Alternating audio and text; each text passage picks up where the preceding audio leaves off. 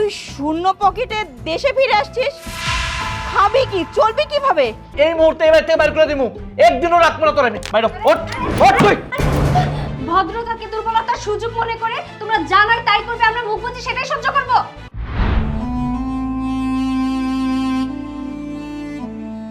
কি রে, এ এখনো তো আসতেছে না।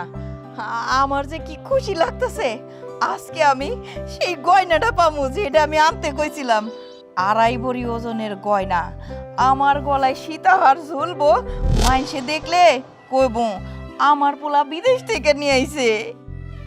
মা আমি কি কইছি জানো, ভাইজানটা কইছি আমার জন্য একটা আইফোন নিয়ে আসতে। আমি আইফোন চালামু, সবাই রে কমু যে আমার ভাইজান বিদেশ থেকে আমার লাগে আইফোন নিয়ে আসছে। কি যে খুশি লাগতেছে আমার। ধরো আইফোন, ওই ফোন থাকে হাতে, ফোন কি মানুষ এরকম দেখে নাকি? আমি গয়না আনতে কইছি, গয়না যখন গলায় দিয়ে বাইরে হাঁটমু, বাইরে যামু, মানুষ আমার দিকে এত বড় বড় চোখ করে তাকাই থাকবো আর কইবো দেখো কি চোখ চোখ করতেছে সোনার গয়না, বুঝছো? হ্যাঁ বুঝতে পারছি। এ বৌমা, তোমারে ফোন দিছিল না, এখনো আসে না কেন? তুমি না কইলে যে কাছাকাছি চলে আইছে। আর একটু অপেক্ষা করো না, আইলে তো বাড়িতে আইব। ছিল না তো।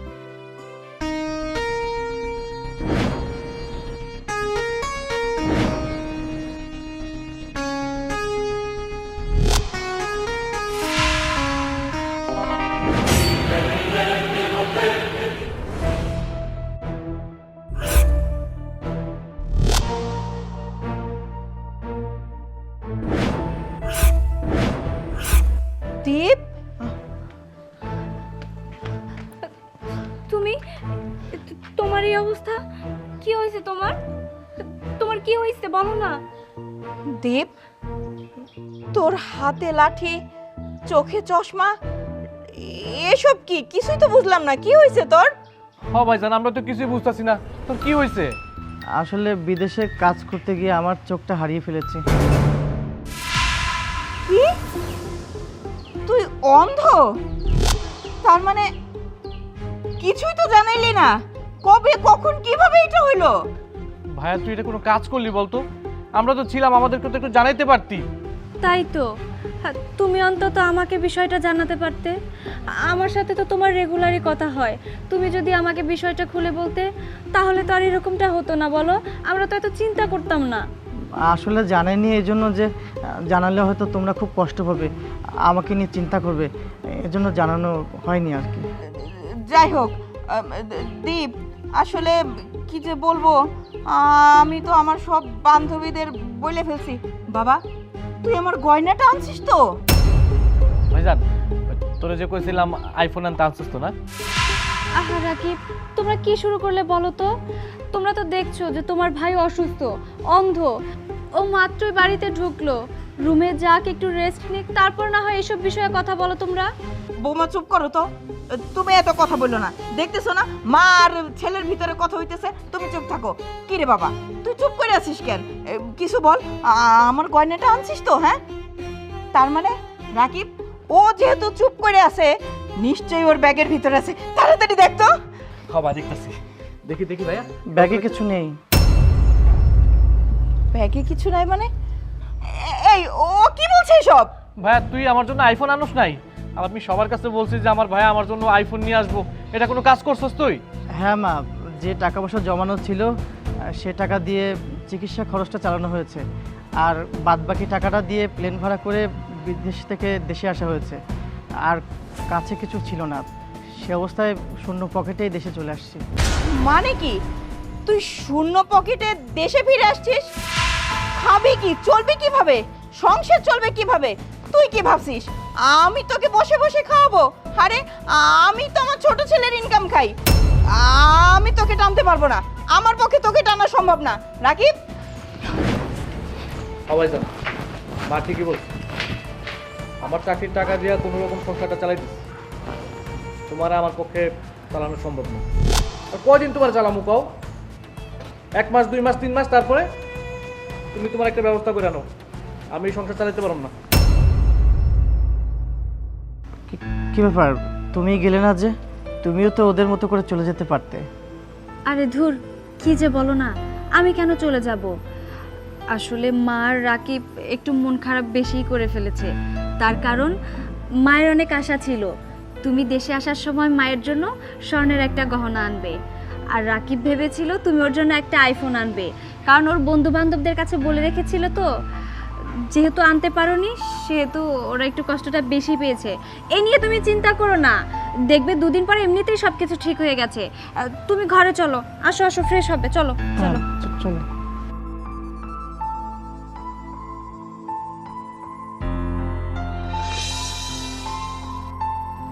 সুমাইয়া, ওঠ। জি খালাম্মা। তোর আর এই বাড়িতে কাজ করতে হবে না।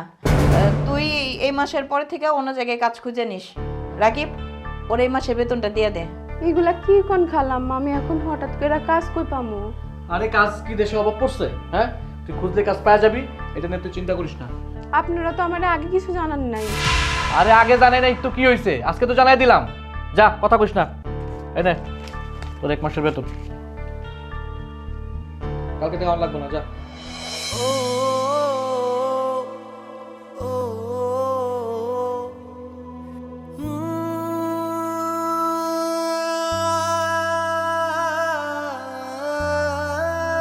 সুমাইয়া, সুমাইয়া, আম্মা সুমাইয়া কোথায়? ওকে যে দেখছি না।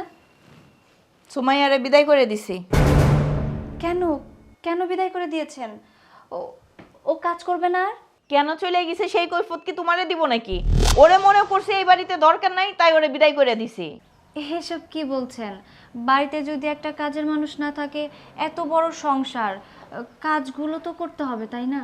হ্যাঁ, করতে হবে। তুমি করবা। আজকের পর থেকে এই বাড়িতে যত কাজ আছে তুমি করবা। সুমাইয়া যেহেতু নাই, তার পরিবর্তে যত কাজ আছে সব তোমারই করতে হইব। আর এই বাড়িতে যদি থাকতে হয় তোমার, এই কাজকর্ম করেই থাকতে হইব। দেখো ভাবি, আমার টাকায় কিন্তু সংসার চলতেছে, আমার পক্ষে সম্ভব না এত টাকা পয়সা খরচ করা, ঠিক আছে? কিন্তু এসব কি বলছো? এত বড় সংসারের কাজ কি একা আমি হাতে করতে পারবো নাকি? কেন করতে পারবা না? আমার ছেলে যেটা বলছে একদম সঠিক কথা বলছে। এই বাড়িতে থাকতে হইলে কাজ করে খাইতে হবে।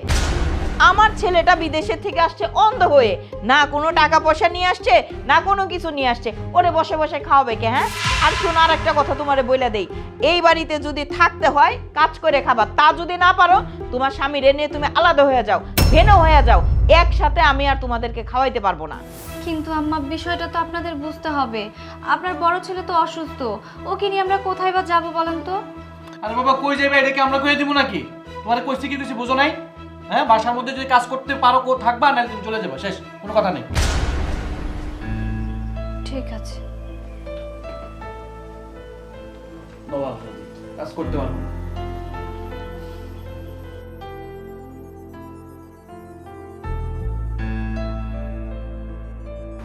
শোনো না, তোমার সাথে কিছু কথা ছিল। হ্যাঁ, বলো। আসলে মা বলেছে তোমাকে আর আমাকে এ বাড়ি থেকে চলে যেতে, মানে তুমি আর আমি যেন আজকের পর থেকে আলাদা থাকি, আলাদা খাই। কি বলো? মা এগুলো বলেছে? হ্যাঁ, মা বলেছে এই কথা। আসলে সত্যি বলতে আমরা তো আর এখন এই সংসারে কোনো টাকা পয়সা দিতে পারছি না, তাই মা চাচ্ছে তাদের সংসারে না থেকে আমরা যেন আমাদের মতো করে থাকি, মানে আমরা যেন ভিন্ন হয়ে যাই। বললেই হলো নাকি? আমি যখন বিদেশে কাজ করছি ওই রাখির বেতন আমি চালাইছি। হ্যাঁ, পড়াশোনার খরচপত্র, তারপর অন্য কিছু খরচপত্র আমি তো দিছি। ভাই টাকা দিয়ে সংসার চলে। ভাই যখন চাকরি ছিল না তখন সংসারটা চালাতো কে? আমি বিদেশ থেকে কঠিন পরিশ্রম করে টাকা পয়সা পাঠাইছি। আচ্ছা, আমাদের আব্বা কি এই বাড়িঘর কিছু করে গেছিল? আমার টাকা এই বিল্ডিংটা করছি, আমি বাড়িটা করছি, আমি টাকা পয়সা দিয়ে রাকিবকে চাকরি করাইছি। আর এখন রাকিব চাকরি করে, সেই টাকা দিয়ে আমাকে চালাতে পারতেছে না সে। এখন এইসব কথা বলে কি হবে বলো তো? তুমি আমার সাথে কেন রাগারাগি করছো? মা তো ঠিক কথাই বলেছে, তুমি তো এখন বেকার, তুমি তো এই সংসারের জন্য এখন 2 পয়সাও দিতে পারবে না। মা যেটা বলেছে এখন আমাদের সেটাই মেনে নিতে হবে। আমি কি ইচ্ছা করে বেকার হয়েছি? পরিস্থিতি আজকে আমাকে বেকার করতে বাধ্য করছে। আমি যে বিদেশে গেছি, কাদের জন্য গেছি? এই সংসারের জন্য গেছি, তোমার জন্য গেছি, মার জন্য গেছি, ভাইয়ের জন্য গেছি। ভাগ্য ভালো যে আমার চোখটা গিয়েছে, এছাড়া তো অন্য কিছু হতে পারতো, তাই না? ওরা কি একটা জিনিস বোঝে না যে আমি তো অন্তত দেশে ফিরছি, ওদের ছেলে অন্তত দেশে ফিরছে, এই জিনিসটা কি ওরা বোঝে না? দেখো, সব কিছুই ঠিকঠাক আছে, কিন্তু এখন আমাদের এটাই মেনে নিতে হবে, কিচ্ছু করার নেই। ওরা যা বলবে সেটাই নাকি? আজকে আমি ওদের সাথে এ বিষয়ে কথা বলবো। ঠিক আছে, তোমার যেটা ভালো মনে হয় তুমি সেটাই করো। মা, তুমি নাকি বলছো আমাকে আলাদা হয়ে যেতে? হ্যাঁ বলছি। কেন বলছো? কেন কেন বলছো বুঝতে পারতেছস না?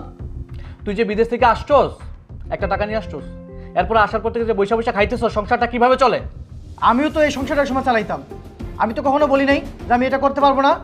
এখন কয়দিন হলো আমি অন্ধ হয়েছি, আর এখন কি তোরা ক্লান্ত হয়ে গেছিস? চালাইতে কষ্ট হতেছে খুব তো গো। হ্যাঁ, তুই চালাইছিস, খরচ দিছিস, আমি তোর মা, তোরে জন্ম দিছি, তো তুই আমারে খাওয়াবি না পড়াবি না? আর বিদেশে তো আমরাই তোরে পাঠাইছি, তাই না? হ্যাঁ, মা তো ঠিকই কইছে। তুই যে টাকা পয়সা পাঠাইছস, তোর বউ খাইছে, তোর মা খাইছে, আর আমি খাইছি, সেই টাকা পয়সা কি এখনো আছে? আর এখন আমার টাকায় সংসার চলে। আমরা যে সিদ্ধান্ত নিছি, একটাই ফাইনাল কথা, তুই আলাদা হয়ে যাবে। মা, রাকিব যে এ ধরনের কথা বলতেছে, তুমি তাতে কিছু বলবা না? কি বলবো? ও তো ঠিক কথাই বলছে, ওর ইনকাম খাইতে হয় আমার। এখন আমি ওর কথা শুনবো না? তুই বিদেশ থেকে অন্ধ হয়ে ফিরে আইছিস, না আনছিস কোনো টাকা পয়সা, না আনছিস কোনো গয়নাগাটি, তো ও যেটা বলবে সেটাই আমার শুনতে হবে। আমার বউ এই সংসারের সমস্ত কাজ করতে পারবো না, আর আমরা এই বাড়িতে থাকবো। এই বাড়িতে থাকবি মানে? তুই এই বাড়িতে থাকতে পারবি না, তোর বউ থাকতে পারবো না। আমি কয়ে দিচ্ছি না, তোর বউ যদি থাকতে হয় এই বাড়ির কাজের মেয়েরা থাকবো, আর নাইলে থাকতে পারবো না। আমরা এই বাড়িতে থাকবো বলছি না? না, তুই থাকতে পারবি না, তোর আমি এই মুহূর্তে এই বাড়ি থেকে বাইর করে দিমু, একদিনও রাখবো না তোর আমি। বাইরে ওঠ, ওঠ তুই। ওঠো ওঠো ওঠো ওঠো, লাগছে তোমার তাই না? ধরো, এনো। রাকিব, এটা কি ধরনের বেয়াদবি বলো তো? তুমি তোমার বড় ভাইকে তুমি ধাক্কা দিয়ে ফেলে দিলে। হাত তুলবো না, কি করুম? তোমার জামাই নাকি আমি নাচবো মাথায় তুইলা? হ্যাঁ, প্রয়োজন পড়লে তাই করবে। এটা ভুলে গেলে চলবে না, ও তোমার বড় ভাই। কি করেনি তোমাদের সংসারের জন্য বলো তো? কি করেনি তোমাদের জন্য? বিদেশে গিয়ে গাদার মতো খেটেছে, আজকে সেই ভাই তোমাদের কাছে এত বোঝা হয়ে গেল। তোমরা মুখের উপরে বলে দিচ্ছ যেন আমরা দুজনেই বাড়ি ছেড়ে চলে যাই। শোনো, ভুলে যেও না, এই যে বাড়িটা দেখছো না, এই বাড়িটা কিন্তু তোমার ভাইয়ের ইনকামের টাকা দিয়েই হয়েছে। আর হ্যাঁ, এই বাড়ি ছেড়ে আমরা কোথাও যাব না। দেখি তোমরা কিভাবে আমাদের এই বাড়ি থেকে বের করতে পারো। আচ্ছা শোনো, আমার যা বোঝার বুঝে ফেলেছি, তুমি একটা কাজ করো, আমার রুমে নিয়ে চলো।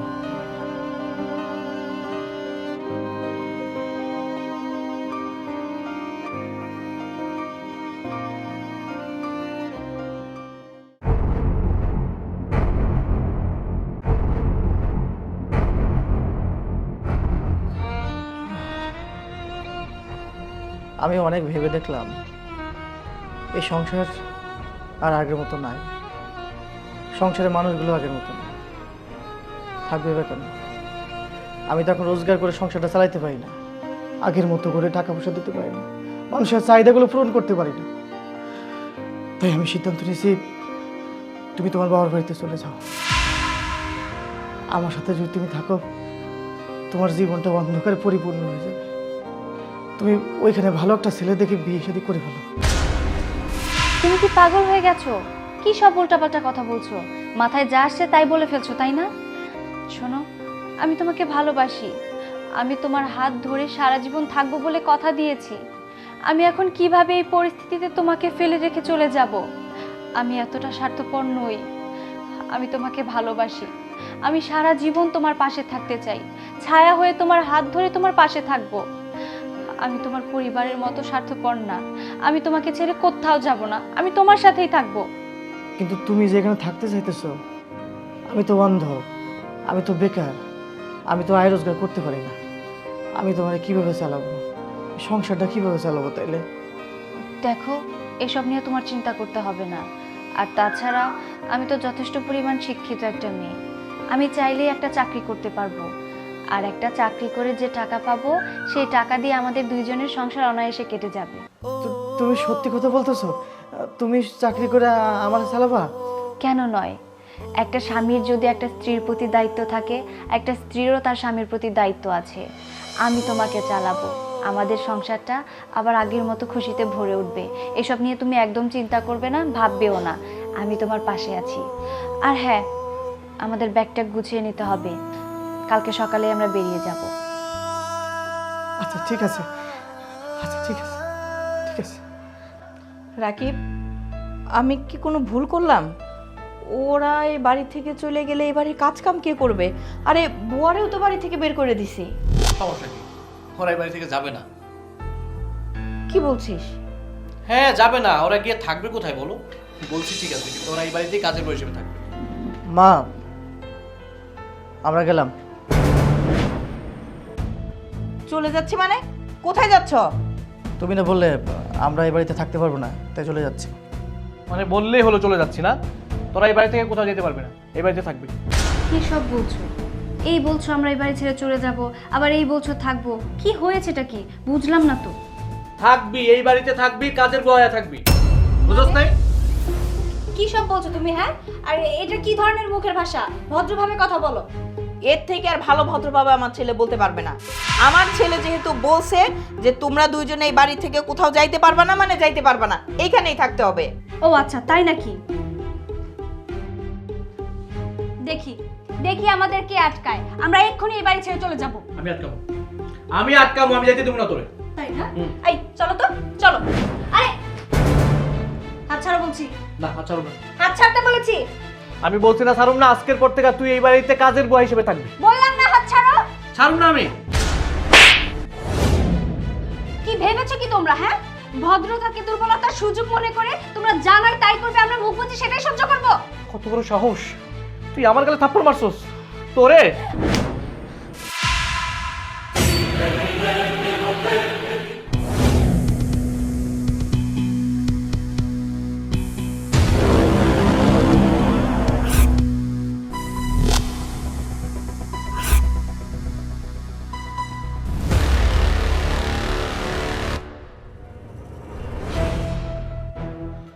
দীপ, মানে কি? দীপ, তুই চোখে দেখিস? তুই অন্ধ না? না, আমি অন্ধ না, আমি চোখে দেখি। আগে অন্ধ ছিলাম, আগে আমি কিছুই দেখতাম না, কারণ আমি তোমাদেরকে বিশ্বাস করতাম, বিশ্বাসের চোখে দেখতাম। আজকে আমি অন্ধ, অন্ধ নাটক করেছি, নাটক। তোমরা আমার বউয়ের সঙ্গে কি ধরনের আচরণ করো সেটা আজকে নিজে চোখে দেখলাম। আমি এতদিন করছি তোমাদেরকে বিশ্বাস করে সব টাকা পয়সা তোমাদের অ্যাকাউন্টে পাঠাইছি, এই বাড়িটা পর্যন্ত আমার টাকায় করিয়েছি। কই একটাবার তো জানতে চাওনি আমি বিদেশে কেমন আছি, কত কষ্ট করে টাকা পাঠাচ্ছি?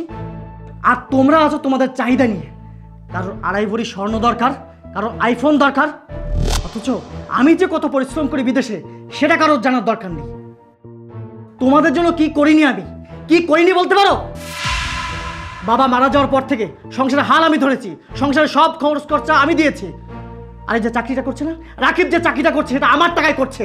আমি বিদেশে পরিশ্রম করে টাকা জমিয়ে ওকে পাঠিয়েছি, ওকে আমি চাকরি করিয়েছি।